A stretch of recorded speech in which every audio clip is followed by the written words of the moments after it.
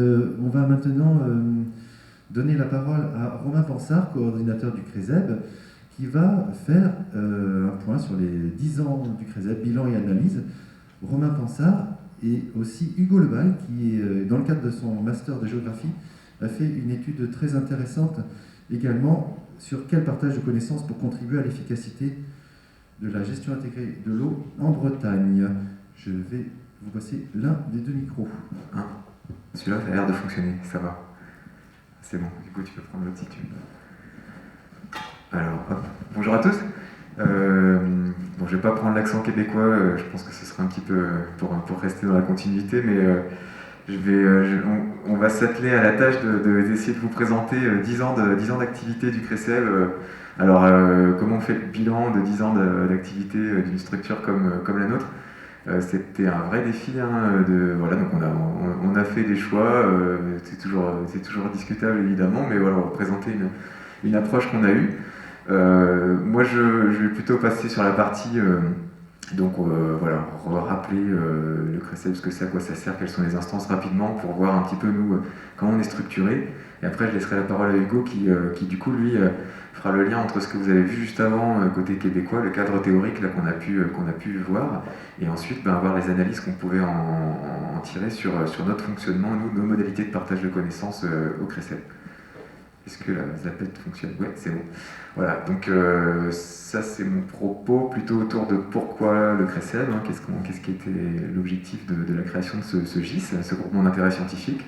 Rapidement, fonctionnement des instances, mission, méthodologie de travail, je vais passer assez vite là-dessus, la plupart d'entre vous connaissent bien, mais pour ceux et celles qui ne connaîtraient pas exactement, je vais faire des petits rappels. Et aussi brosser rapidement les thématiques de travail qui ont été abordées depuis 10 ans par le CRESEB. Ah ben ça va plus vite que prévu.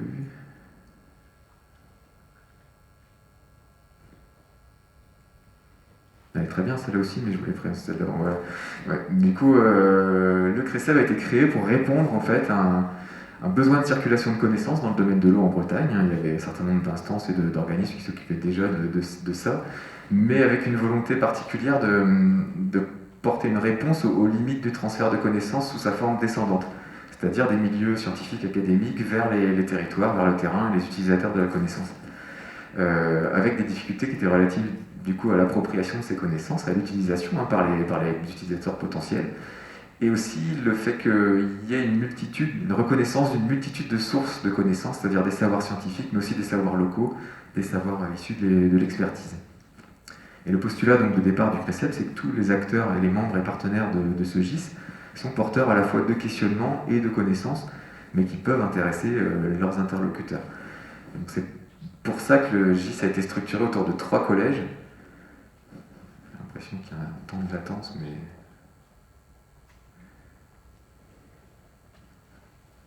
Est-ce que Régine, tu peux me sauver la vie? Merci. Ça va être mieux, merci beaucoup. Voilà, donc on est structuré autour de trois collèges, c'est une plateforme d'échange comme ça a été dit par Nicolas, et créée en 2011, et avec donc donc le collège des institutions publiques, avec l'État est représenté, l'OFB, et le Conseil régional de Bretagne, qui sont les structures publiques représentées au bureau notamment. Le collège des structures scientifiques, on a la plupart des structures scientifiques bretonnes qui sont représentées au CRESEB.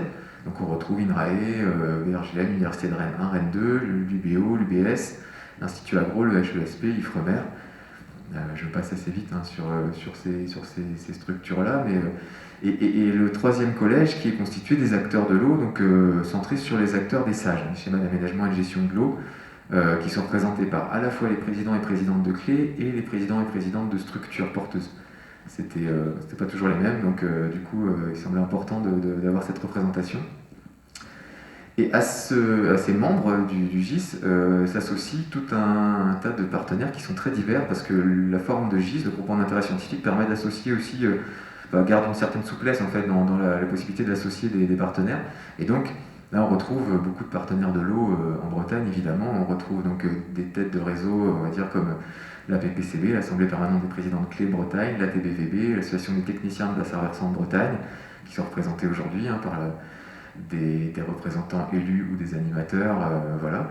La Chambre régionale de l'agriculture, j'ai vu que Charles était là aussi, voilà, et donc l'Observatoire de l'environnement, donc, qui est représenté aussi aujourd'hui.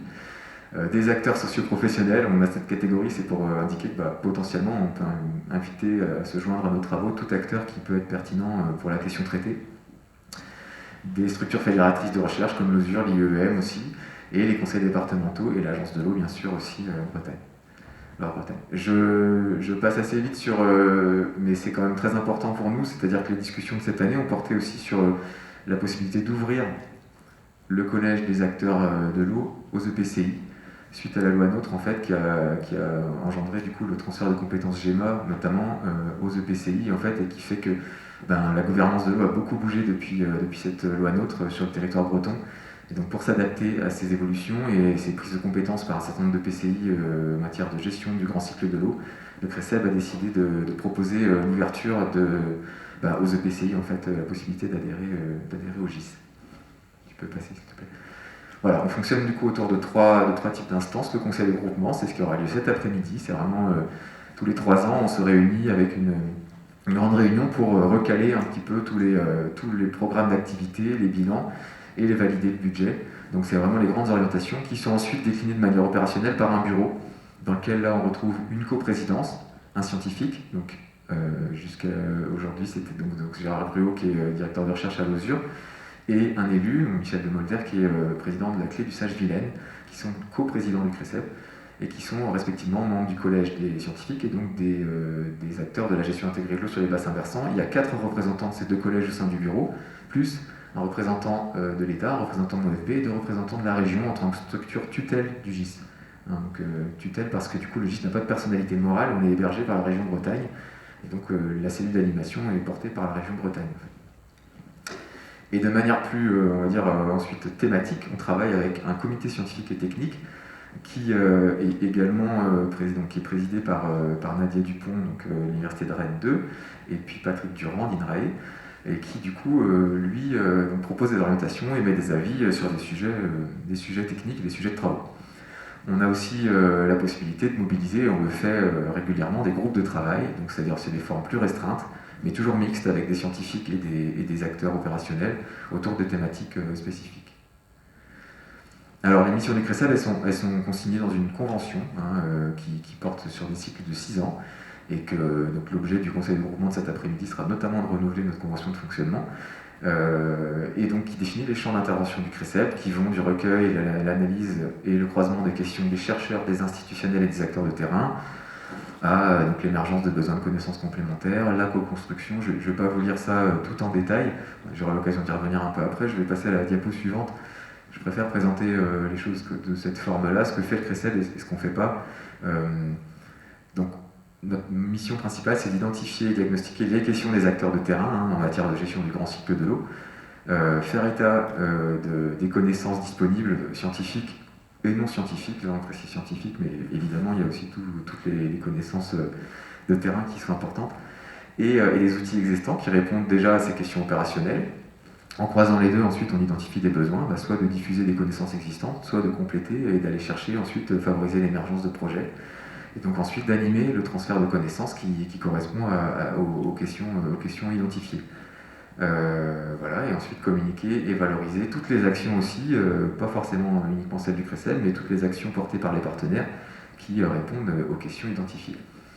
En revanche, ce qu'on ne fait pas, c'est on a un public cible de professionnels ou d'élus. On n'a pas un public cible de grand public, et on n'a pas de vocation à collecter ou diffuser notamment de la donnée, de l'information de culture générale. C'est notamment une des missions qui peut être assurée par le groupement d'intérêt public, donc de l'Observatoire environnement en Bretagne, c'est peut-être plus actualisé. Voilà, faire des portées à connaissance réglementaire, donc ça relève bien évidemment de l'État, donc c'est pas non plus des choses qu'on fait.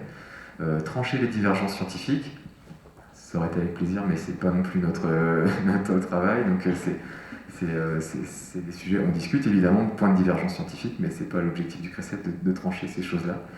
Rendre des avis aux expertises non plus, c'est un point important, on n'est pas un conseil scientifique. Le côté mixte en fait et la pluralité d'acteurs fait que l'objectif du CRECEB n'est pas de rendre des avis, et on ne fait pas de recherche. C'est-à-dire que la recherche reste le travail des chercheurs, et nous, on n'est pas là pour produire de l'activité de recherche. Voilà, je n'avais pas trop insisté sur une diapo avant parce qu'on arrive ici sur une diapo plus visuelle. Voilà comment ça se met en place, c'est qu'on part des besoins des territoires autant que possible. Et une fois qu'on recueille, qu'on analyse ces besoins, il y a souvent un travail de reformulation des questions. Une question formulée par quelqu'un qui travaille sur le plan opérationnel ne va pas forcément s'adresser directement de cette manière-là à la sphère scientifique. On fait l'état des connaissances ensuite en face pour voir ce qui est disponible déjà et qui correspond au contexte breton, c'est très important. Et ensuite, en croisant les deux, on déploie ensuite la palette d'actions qui sont sur le bas de la diapositive, à savoir faciliter et mettre à disposition, faciliter le transfert des connaissances disponibles, là en multipliant les formats si possible, pour rendre tout ça accessible par des transferts directs. Mettre en débat les connaissances, c'est aussi le but des nombreuses journées qu'on organise autour de thématiques précises. Donc la mise en débat, c'est aussi notre contribution à l'appropriation des connaissances, c'est-à-dire que l'objectif, c'est qu'une fois qu'elle est diffusée et disponible quelque part, la connaissance, c'est pas pour autant qu'elle va être facilement appropriable. Donc la mise en débat, le fait qu'on puisse échanger sur des connaissances, sur la perception qu'on a chacun les uns les autres de ces connaissances, c'est le premier échelon de l'appropriation en fait des collectifs auxquels on s'adresse. Voilà. Ensuite, la notion de co-construction des réponses, c'est-à-dire qu'une fois que la question a été adressée, c'est pas des allers-retours hermétiques entre le territoire pose une question, ça c'est mouliné du côté chercheur et c'est renvoyé au territoire. L'objectif est de travailler les questions de manière itérative ensemble. Voilà, et donc d'apporter ponctuellement aussi des appuis scientifiques et techniques sur des questions parfois plus précises et ponctuelles. Alors, l'équipe d'animation, vous avez nos têtes qui sont affichées là, donc on est là tous les quatre aujourd'hui, donc on aura plaisir à échanger en direct avec vous pendant les pauses ou durant la journée. On voulait juste insister sur le fait que notre quotidien, c'est, pour mettre en œuvre tout ça, c'est identifier et coproduire des ressources, animer des groupes de travail, j'ai évoqué ça tout à l'heure, accompagner des projets, alors à différentes phases du projet, que ce soit en phase d'émergence, pas trop en phase de production, parce qu'on ne fait pas vraiment la partie recherche, mais plutôt après en phase de valorisation et diffusion des résultats à l'aval des projets. Et organiser et animer des journées d'échange aussi, c'est le gros de nos activités. J'en arrive à une partie plus thématique. Sur les 10 ans d'activité du CRECEB, je ne vais pas évidemment rentrer dans le détail. Dans le dossier de séance, vous avez un tableau détaillé des activités qu'on a classées en fonction des 4 catégories de l'action que j'ai présentées juste avant, par thématique.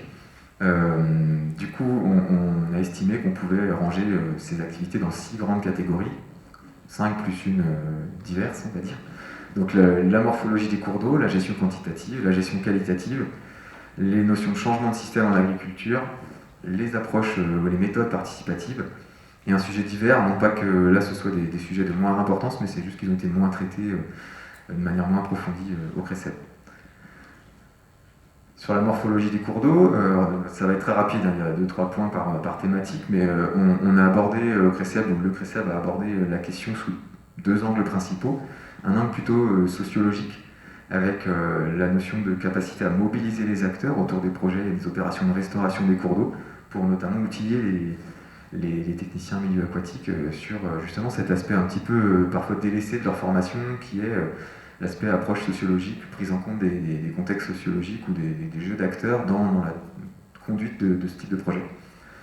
L'évaluation, deuxième point, de l'efficacité des travaux de restauration morphologique, avec les notions d'indicateurs, comment on peut évaluer a posteriori efficacement l'efficacité de ces opérations, c'est quand même assez complexe, avec plusieurs projets qui ont été accompagnés. La gestion quantitative a été traitée plutôt sur le plan de la gestion équilibrée des ressources, en adéquation avec les besoins des milieux aquatiques, donc autour des notions de débit minimum biologique d'abord, et puis après, aujourd'hui, autour des analyses HMUC qui réinterrogent ces questions-là avec les débits écologiques et puis l'équilibre entre besoins anthropiques et milieu aquatique. Voilà, donc il y a eu beaucoup de travaux aussi sur les ressources souterraines, sur mieux connaître les ressources souterraines bretonnes, il reste beaucoup à faire, mais le CRECEB a accompagné plusieurs projets et la diffusion de leurs résultats. Mieux comprendre l'impact du changement climatique sur la ressource en eau, voilà, c'est pas pour rien qu'on a décidé de mettre la table ronde qui suivra sur cette thématique-là. C'est vrai que c'est un sujet qui aujourd'hui est devenu central. La plupart des questions de gestion quantitative qui sont adressées aujourd'hui au niveau des territoires recoupent cette question de changement climatique. Donc c'est vraiment central dans nos travaux maintenant. Et ensuite des questions plus autour de la donnée, de la métrologie, comment on obtient des données de débit, notamment sur des territoires non jaugés, avec donc l'appui sur de la modélisation par exemple, ou les risques d'inondation qui ont été traités plus antérieurement au CRECEB, mais qui ont fait l'objet de plusieurs travaux, aussi plusieurs productions. Alors sur le volet qualitatif, c'est très résumé en 3 points, parce que c'est des points qui sont très riches les uns et les autres, mais il y a tout ce qui consistait à mieux suivre, comprendre et analyser les processus de transfert sur les bassins versants, alors qui comprend notamment les nutriments, phosphore, azote, matière organique aussi, et donc avec là une multitude de travaux qui peuvent être attachés à ces thématiques-là.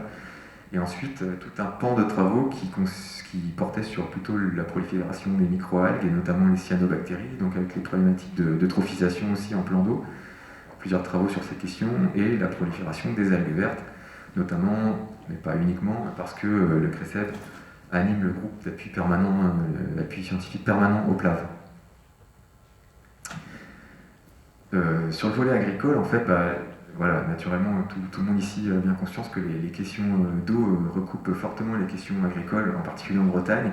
Donc on s'est très souvent retrouvé questionné sur ces sujets-là, à travers notamment, depuis 2011-2012 et la création du CRECEB, des questions autour de comment on aborde le changement de système en agriculture, et comment on peut faire une évaluation socio-économique des impacts de ces changements de système. Et beaucoup d'autres travaux autour des systèmes très basses fuites d'azote, donc comment limiter les fuites d'azote.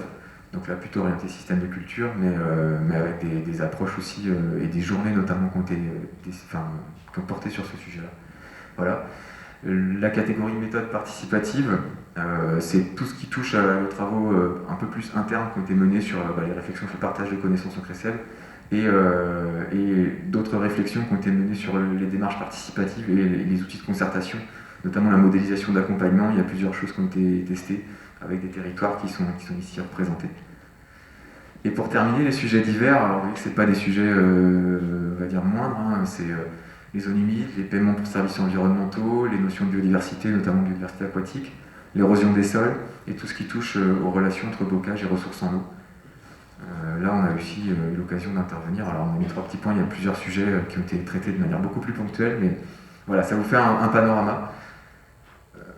Et donc, pour reboucler, et j'ai presque terminé, je laisserai la parole Hugo après, avec la présentation que vous avez vue de l'équipe québécoise juste avant. En fait, pour analyser en fait, ces travaux depuis 10 ans, on trouvait intéressant d'avoir une approche sur le partage de connaissances et ses modalités, et donc trouver un cadre théorique qui permette de venir interroger nous nos modalités de partage de connaissances. Donc ce cadre-là, c'est celui qui a été présenté dans le petit film que vous avez vu, et qu'on a repris un petit peu à notre compte.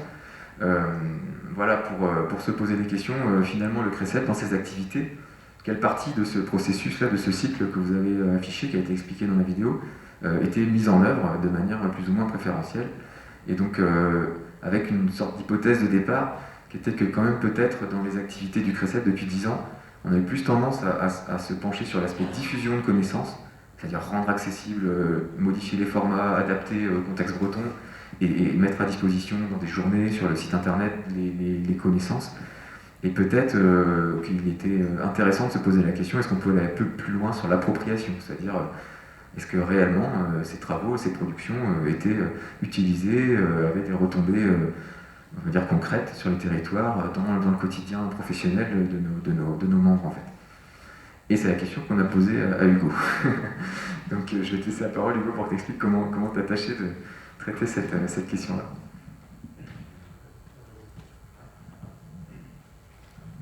Bonjour à tous. Oui, c'est bon, on entend. Donc, bonjour à tous. Donc, je vais vous présenter un extrait du mémoire réalisé au cours du stage au CRECEB cet été. Donc, le stage portait sur, on va dire, le CRECEB souhaitait, à l'occasion de ses 10 ans, établir un bilan rétrospectif de ses actions.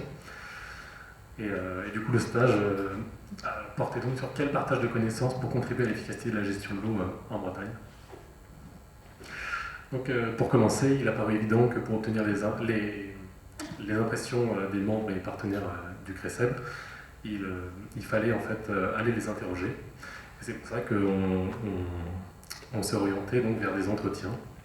Donc, des entretiens qui étaient semi-directifs pour leur approche qualitative, mais aussi pour des questions, on va dire que les acteurs étaient plus libres de leurs réponses et pouvaient, on va dire, étoffer leurs propos avec ce qu'ils avaient de personnel à dire à propos des questions.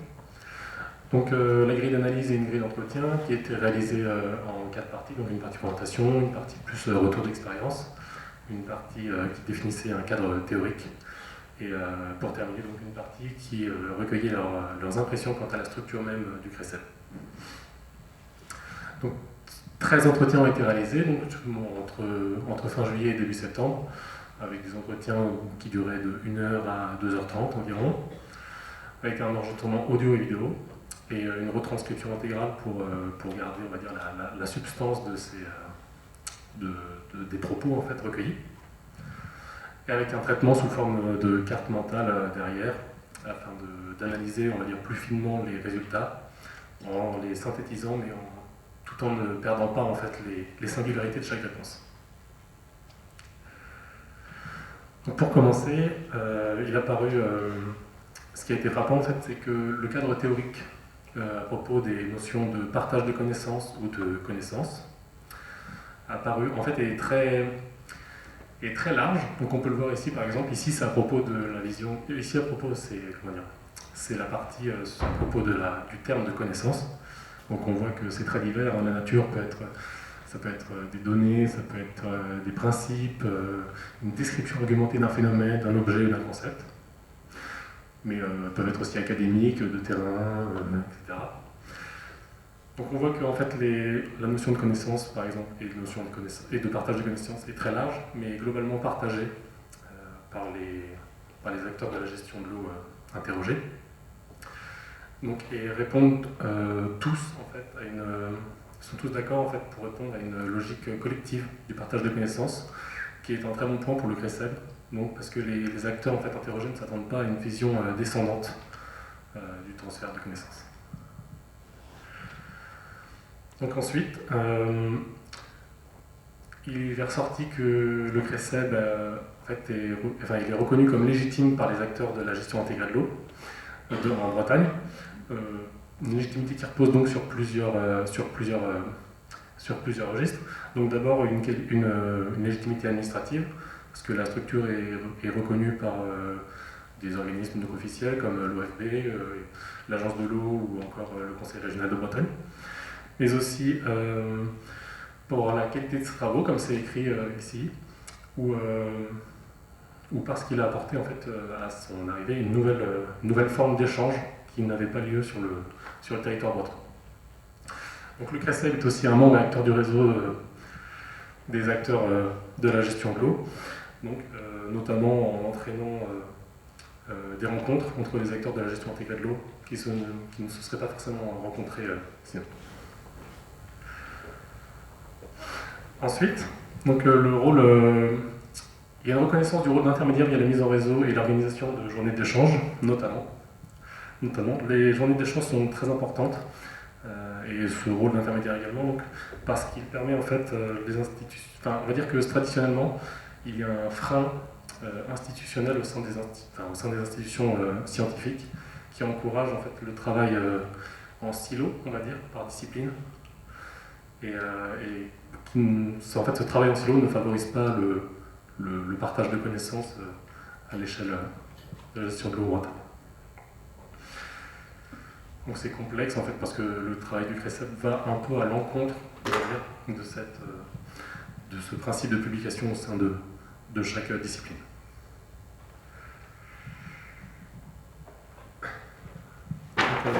Donc, on voit aussi apparaître à travers les entretiens que la structuration est globalement méconnue. La structuration du CRECEB est globalement méconnue par les acteurs qui y participent, mais considérée comme adaptée aux missions du groupement d'intérêt scientifique par ceux qui les connaissent. Donc ça c'est plutôt un bon point quand même. Et ensuite donc, on voit aussi apparaître notamment des acteurs qui sont sous-représentés. Donc là, la classe d'acteurs emblématiques, c'est les élus, que en fait, il y a beaucoup de mal à avoir des élus, à les contacter, à les mobiliser. Et donc c'est vraiment une classe qui est très sous-représentée. Et aussi un manque de temps certain. Donc en fait, on voit bien sûr que tous les acteurs opérationnels, scientifiques ou institutionnels manquent de temps. Ce qui est très problématique en fait pour s'intégrer, pour s'attacher à de nouveaux projets par exemple, ou pour s'impliquer juste tout bêtement dans la gestion intégrale. On voit aussi apparaître une macrocéphalie rennaise, on va dire. Donc, les territoires sont inégalement représentés, on voit donc, on va dire que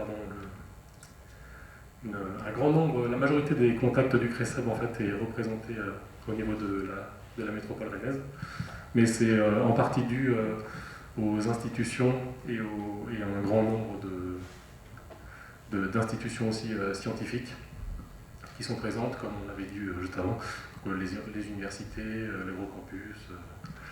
Tous ces acteurs sont recentrés au même endroit. Et localement, on voit d'autres centres apparaître comme Brest, Plouzonnet ou Quimper, par exemple. Globalement, donc, les résultats sont jugés pertinents par les acteurs de la gestion intégrée de l'eau qui ont participé aux actions du CRECEB. Donc,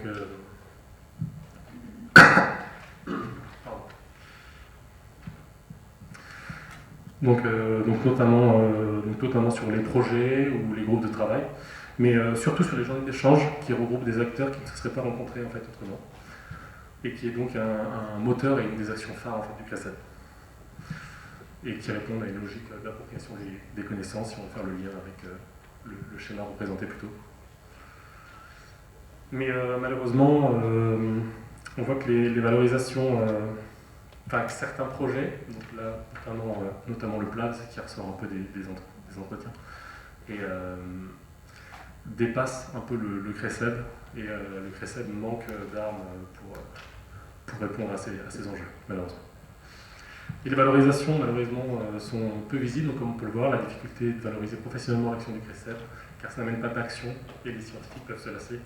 Donc c'est vrai qu'on voit malheureusement une difficulté de faire transparaître des publications scientifiques, par exemple, ou des guides opérationnels pour les acteurs, pour les techniciens de Bassin-Versant, par exemple.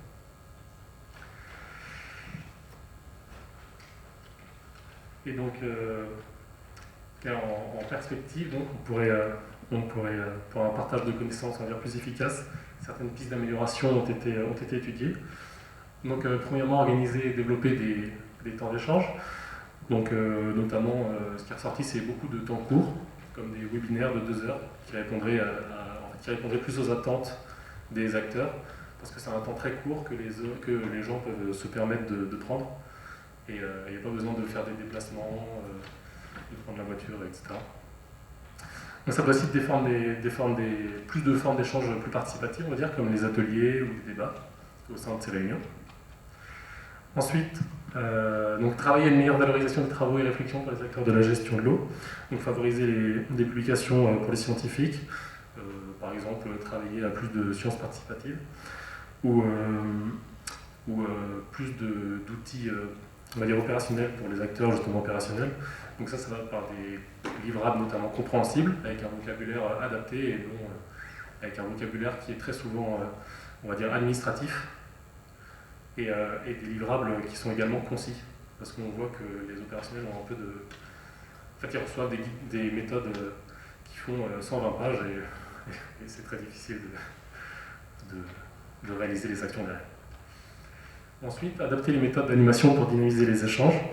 Donc ça peut être par exemple échanger entre secteurs géographiques avec d'autres structures extra-régionales, on va dire, comme le Pyrénées ou le Grès.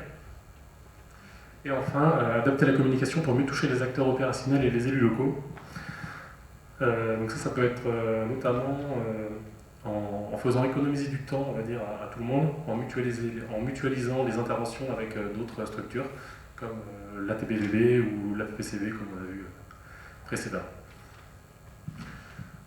Donc, merci de votre attention et désolé pour le stress.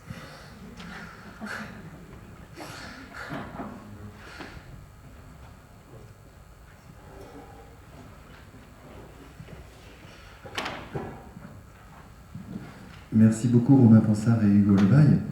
On discute, il y a l'échange maintenant avec la salle ou bien on invite Gérard Gruot. On va inviter Gérard Gruot à venir maintenant avec nous.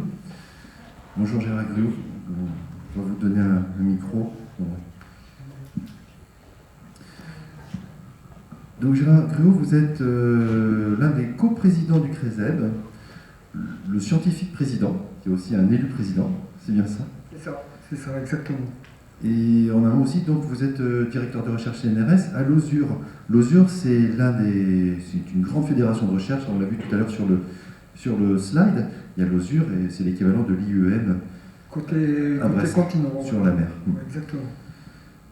Donc, on vous écoute. Ouais, donc moi ce que je voulais, bonjour à toutes et à tous d'abord, et je voulais reprendre quelques éléments de Réagir à chaud, parce que je découvre le travail de Hugo, mais c'est marrant, il recoupe quelques éléments que j'avais listés sur ce que j'appelle moi les succès, peut-être les points d'amélioration du CRESEB. Donc je vais juste prendre 5 minutes pour vous donner ces éléments-là et ouvrir le débat. Parce qu'ils vont, je vais essayer de ramener des points qui peuvent, à mon avis, susciter débat.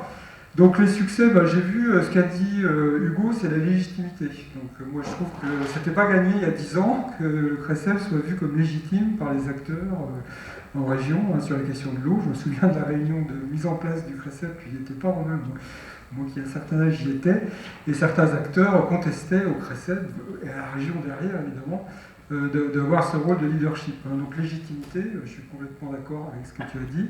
La reconnaissance, moi je dirais en tant que chercheur, il y a beaucoup de chercheurs, collègues ici dans la salle, donc les chercheurs reconnaissent le CRESEB dans sa capacité à amener des questionnements et à co-construire avec les acteurs des projets, donc il n'y a pas de souci. Donc ça c'est une autre réalité. Une autre reconnaissance, c'est la reconnaissance des institutions, l'agence de l'eau. Je prends pour exemple les algues vertes sur vasières, la directive 10 à 2 du SDAGE, où l'agence de l'eau est venue chercher le CRESEB pour monter un projet pour avoir des connaissances sur les flux émanant des vasières. Donc cette reconnaissance évidente. L'État, avec le PLAV, comme ça a été dit, le CRESEB accompagne le PLAV, donc ça c'est une reconnaissance. Plan de lutte contre les algues vertes. Voilà, le groupe d'appui scientifique, donc c'est une reconnaissance claire. Alors là, la cerise sur le gâteau, de ce point de vue-là, c'est le rapport de la Cour des comptes, qui est sorti en 2021, si je me souviens bien, et où le CRESEB a été largement interrogé, relu les rapports de la Cour des comptes. Donc vous voyez le niveau de reconnaissance du CRESEB. Donc là, vous êtes reconnu, le CRESEB est reconnu comme un interlocuteur essentiel. Voilà, exactement. Et il a été aussi reconnu, je trouve, par la région qui utilise le CRESEB, qui l'a utilisé à bon escient, on va dire, dans le cadre de la Brescop, puisque le CRESEB a été vu comme animateur du conseil scientifique de l'époque. L'a utilisé pour Brésil. Guillaume, qui est ici, avait participé largement au projet européen auquel la région voulait répondre pour obtenir des financements, mais qui débordait la question de l'eau. Donc ça, c'est une reconnaissance interne très forte du CRESEB. Et puis la visibilité, j'avais noté moi le site web, allez le voir, on va avoir des documents dessus maintenant, voilà, et donc le site web a été refait, et donc ça rend une vitrine excellente du CRESEB. Il est rénové, et puis il y a de nombreux supports de communication et de formation, même via ce site internet, via des webinaires. Exactement, donc les groupes de travail qui ont été mis en place sur les questions du changement climatique, la ressource en eau, gestion quantitative, qui vont être abordées, sur la question sur le PLAV, sur les pesticides, vous avez tout ce qu'il faut sur le site web, donc n'hésitez pas à aller sur ce site qui est très très bien fait, qui est une source incroyable d'informations. Alors quelques marges de progression pour lancer le débat, j'ai envie d'aller là-dessus. Moi ce que j'identifie, il y a le rançon de succès. Mettez votre micro près. Pardon. Il peut y avoir, si vous voulez, le rançon du succès, c'est une sursollicitation. Donc, ce que j'ai mentionné sur le CRESEB, le PLAV, Brescope, Brésil, etc. Bon, il y a des moyens qui sont quand même limités, hein, et puis peut-être des pertes aussi de légitimité sur des sujets où le CRECEB peut avoir du mal à se sentir légitime. Donc ça peut devenir un risque si on ne prend pas garde. Vous créez une attente d'accompagnement des structures locales. Exactement. Alors l'autre chose du transfert, on en parle souvent, c'est-à-dire que quand vous transférez de l'information, vous créez aussi une attente d'un service après-vente de l'information. Donc on voit qu'on amène des outils, par exemple, des outils d'analyse, on parlait tout à l'heure de la mesure des débits, des choses comme ça, vous pouvez amener des outils pour des gestionnaires, qui vont ensuite acquérir des données, qui vont venir interroger le CRECEB, vous pouvez interpréter nos chroniques de données. Donc là, il y a un point de blocage, parce que le CRECEB n'a pas les moyens de le faire, mais on voit bien que c'est une demande, c'est un besoin. Donc on crée un besoin, donc qui fait ça, comment gérer cette demande. Donc je pense que ça, c'est quelque chose qu'on pourra mettre en débat, parce que j'ai senti qu'il y avait quand même quelques frustrations parfois. Alors la place des élus, ça a été dit aussi. Donc les élus, alors ça c'est une arlésienne, bon, Madame Le Béchet qui est là aujourd'hui, il y a d'autres élus dans la salle, mais souvent, effectivement, les élus, du mal à les avoir en direct, sauf peut-être sur la question du PLAV, où là les enjeux sont tels, la médiatisation est telle, la pression sociale est telle que peut-être que c'est pour ça que les élus sont plus présents. Il y a des formations qui ont été faites, qui vont être faites par le CRECEB à l'attention des élus sur la question des algues vertes, mais c'est peut-être un cas particulier. Dans d'autres domaines, les élus sont peu présents, donc difficile à toucher. Bon, là, on n'a pas de chance. Bruno Ricard était vraiment, maire de Lanvalet, était vraiment partant pour être là ce matin, mais il ne peut pas. D'accord. Alors après la question c'est, alors il y a des techniciens ici, il y a des gestionnaires de structures, est-ce un bien, est-ce un mal, est-ce qu'ils se sentent délaissés, voilà, est-ce que c'est un problème? Je pense que c'est quelque chose à mettre en débat. Le dernier point, je suis chercheur, mais je suis aussi co-président scientifique du CRECEB, donc c'est une question avec laquelle on est confronté, c'est la question du financement de la co-construction de projets. Bon, ça a été très bien fait, Florence Massa est dans la salle, donc avec le volet ACP, du CPER, voire la partie scientifique du PLAF qui fournit les moyens pour financer les projets, parce que attirer des chercheurs c'est une chose, mais derrière si on co-construit des projets, il faut les mener à bien, et pour les mener à bien il faut des moyens financiers. Et donc actuellement il y a, alors le CPER, je ne sais pas, on pourra peut-être avoir de l'info, mais ce financement pour l'instant est un peu en délicatesse, on va dire, on ne sait pas quel va être demain. Et derrière, je dois dire, en tant que chercheur, on entend aussi souvent dire, bon, il y a des projets nationaux, il y a des projets européens, mais ce qu'il faut savoir quand même, c'est que ces projets-là, en général, ils vous demandent des sujets très génériques. Et donc travailler sur des problématiques assez locales, c'est pas forcément quelque chose qui est bien reçu, donc c'est difficile d'aller à cet endroit-là. Et donc il faut qu'on s'interroge tous sur comment effectivement mobiliser des moyens financiers sur des questionnements d'intérêt régional qui ne sont pas du tout méprisables, mais ils ont cette difficulté d'être ancrés régionalement, ce qui, pour des appels d'offres européens par exemple, peut être vu comme vraiment sans intérêt. Donc on a, alors je pense ici, tout ce qu'on en est, au niveau région, au niveau agence de l'eau, au niveau collectivité ou autre, peut-être à travailler ensemble, à faire des partenariats, des co-constructions aussi financières pour pouvoir accompagner ces projets. Donc voilà, donc moi je vais arrêter là et vous interroger tous sur ces questions de place de l'élu, ces questions peut-être de co-construction pour les chercheurs, voilà, de retour, qu'est-ce que vous en pensez sur ce qui a été dit par Hugo, sur la question des publications versus les rapports, sur la question de la frustration comment dire, du service après-vente, ce que j'appelle comme ça, des territoires par rapport au transfert, qui est une vraie question, c'est-à-dire si on transfère, après qui accompagne la mise en œuvre concrète du transfert. C'est un petit peu la partie basse de la boucle là. Voilà, donc je pense qu'il est temps de passer la parole à la salle.